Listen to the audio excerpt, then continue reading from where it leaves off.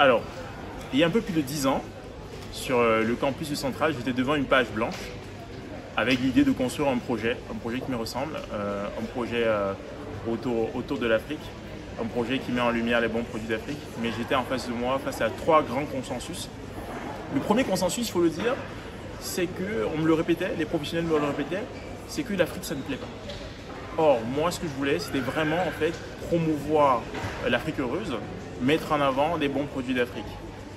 Et donc, face à ce premier consensus, c'est ainsi que je me suis dit que j'allais construire en fait un capital confiance qui allait un peu au final contrebalancer toute la méfiance qu'on peut avoir autour en fait du champ lexical de l'Afrique. Donc c'est pour ça que j'ai décidé de construire une marque qui va s'appeler BIS et dont le business serait de promouvoir l'Afrique heureuse, faire découvrir et redécouvrir les bons produits d'Afrique en faisant sourire.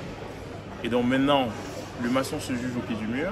J'ai décidé à l'époque en septembre 2012 de démarrer un projet dit innovation pour travailler la mise en lumière de l'hibiscus. Donc ça a commencé effectivement par des recettes en cuisine. À l'époque, j'avais mon acolyte camarade de prépa. On faisait goûter au porte-à-porte en fait à nos camarades, hein, chambre après chambre, les recettes faites en cuisine. C'était pas facile. Et de fil en aiguille, le projet a commencé à prendre corps. Le seul truc qui était à l'époque présent, vivant, c'était juste le nom. On avait juste le nom, mais il n'y avait encore rien de concret. On a continué d'avancer, essayer de trouver un bon angle pour démocratiser ces produits-là. Et août 2013 est arrivé, c'était le moment de vérité.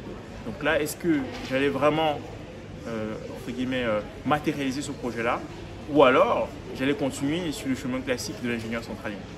Et donc c'est à ce moment-là que j'ai effectivement décidé de commencer une infidélité au cursus classique, en décidant moi-même de financer mes premières bouteilles, en donnant des cours particuliers de maths. Donc ces premières bouteilles sont arrivées sur le campus, c'est pour ça que l'école centrale est assez particulière pour moi. Le centralien ne devrait surtout pas se lancer dans l'agroalimentaire en sortie d'école ou encore quand il est étudiant. Donc face à ces deux consensus, il faut se rappeler comment moi j'ai connu l'école centrale. Donc moi j'ai connu l'école centrale à l'époque, j'étais au Cameroun, et donc mon grand frère qui était lui était déjà ingénieur. Pendant que j'écoutais de la musique sur le logiciel VLC, il m'a fait savoir en fait que c'était des étudiants centraliens qui avaient en fait conçu ça. Et donc moi tout est bailli, tout est merveilleux. Je me suis dit pourquoi pas. Moi aussi un jour, peut-être quand je serai sur Centrale, je vais aussi construire un projet autour de moi. Donc c'était mal me connaître face à ce deuxième consensus. Et le troisième consensus, il fallait tester. Il fallait tester. Et la petite anecdote que j'ai, c'est qu'une fois les bouteilles arrivées sur le campus, je suis allé dans un restaurant où j'avais mes petites habitudes, où je passais du bon temps en fait avec mes camarades. Donc là j'y vais et je lui présente la boisson.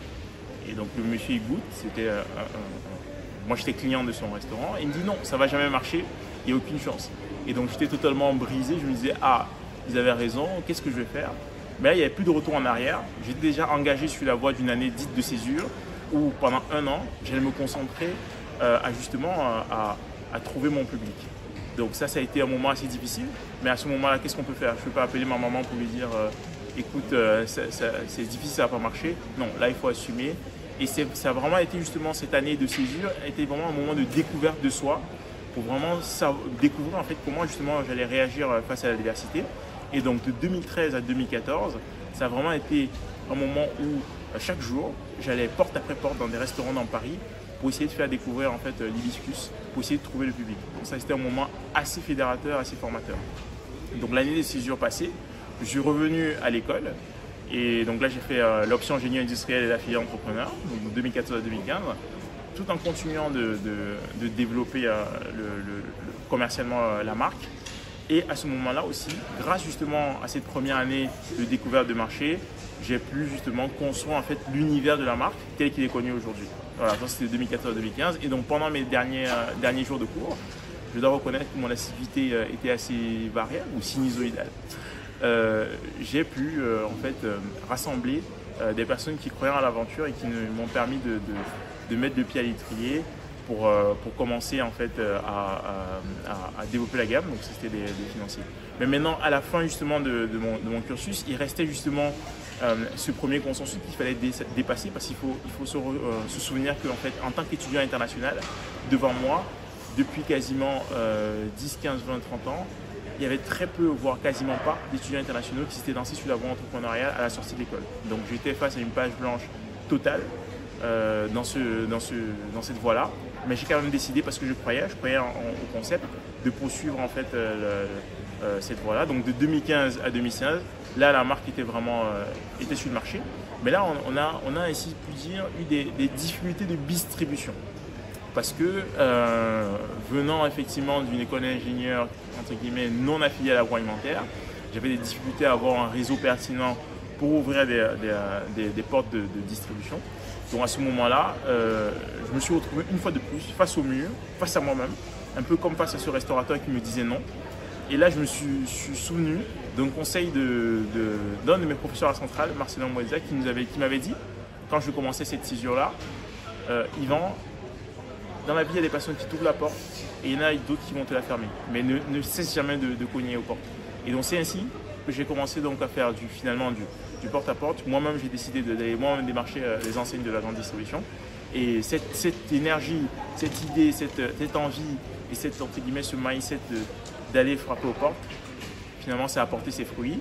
Et donc, dès 2017, on a eu une distribution, plutôt une distribution assez importante qui nous a permis de vraiment d'être découvert par le grand public. Voilà. Et en 2018, on a tourné une vidéo, vous vous souvenez, il y a 5 ans, justement devant un supermarché avec lequel on travaille. Et donc depuis le temps, de 2019 à 2020, on va dire que la marque a commencé à prendre corps. La marque avait déjà trouvé son public. Maintenant en 2020, on a eu ce grand événement malheureux qui a frappé en fait le monde entier, le Covid. Voilà, ça c'était assez difficile parce que tous nos partenaires en fait restaurateurs avec lesquels on travaillait, ils ont eu des difficultés, donc forcément on a aussi des difficultés. Mais vous savez, l'esprit de résilience ne cesse jamais de continuer de chercher. Donc à partir de ce moment-là, il a fallu reconstruire la clientèle, voilà, reconstruire la clientèle et confirmer le positionnement. Voilà.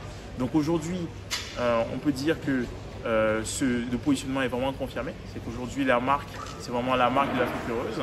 C'est une marque premium, voilà, qui démocratise, qui fait découvrir et redécouvrir les bons produits d'Afrique, à savoir ici les boissons à base d'hibiscus. Voilà. Donc on peut vraiment dire que je suis parti d'une page blanche à l'époque, en 2013, avec vraiment beaucoup d'obstacles, voilà, qui étaient vraiment des surtout pas, des mentions surtout pas assez fortes. Et moi, je me suis dit pourquoi pas. Voilà.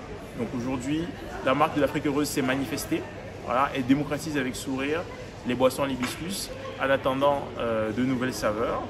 Et aujourd'hui, que projette-t-on demain? C'est déjà dès aujourd'hui, on a une diffusion qui est multirégionale, donc nos produits peuvent se trouver un peu partout en France chez nos partenaires restaurateurs. Et en Ile-de-France, on a des partenaires à la fois de grande distribution et à la fois restaurateurs. Bon, le but de la vidéo n'est pas de la citer parce que sinon on serait dans un contenu sponsorisé. Mais ceux qui veulent aller plus loin peuvent tout à fait découvrir la marque sur bissenlove.com ou sur nos réseaux sociaux. Vous trouverez facilement nos produits. Et je peux dire qu'au final, je plaide coupable. J'ai fait une infidélité au cursus classique de l'ingénieur centralien.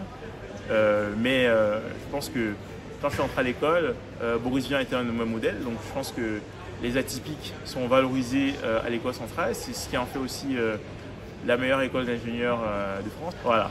Ben, je vous dis hasta la vista et à très bientôt. Et pourquoi pas, là on a tourné dans 10 ans et dans 15, dans 20 ans on tournera encore une vidéo numéro bis. Voilà.